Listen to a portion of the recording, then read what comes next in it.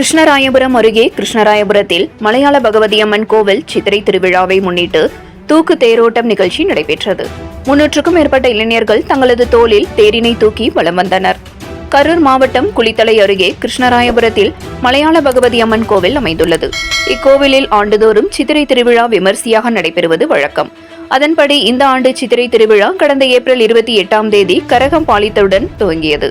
அதனைத் தொடர்ந்து 29ஆம் தேதி பால்குட திருவிழாவும் 30ஆம் தேதி பூக்குழி இறங்கும் நிகழ்ச்சியில் பக்தர்கள் பலரும் தீமிதித்து தங்களது வேண்டுதலை நிறைவேற்றினர். அதனைத் தொடர்ந்து இன்று தூக்கு தேரோட்ட நிகழ்ச்சி நடைபெற்றது. சிறப்பு அலங்காரத்தில் மலையாள பகவதி அம்மன் உற்சவர் சிலை எழுந்தருளிய தேரினை 300க்கும் மேற்பட்ட இளைஞர்கள் தங்களது தோளில் சுமந்து கிருஷ்ணராயபுரம், திருக்காம்புலியூர் பகுதிகளில் பல்வேறு வீதிகளில் வலம் வந்தனர். வழிநெடுகிலும் பக்தர்கள் தேங்காய் பழம் உடைத்து அர்ச்சனை செய்து வழிபட்டனர். 7 Green News செய்திகளுக்காக கரூர் மாவட்ட செய்தியாளர் சீனிவாசன்.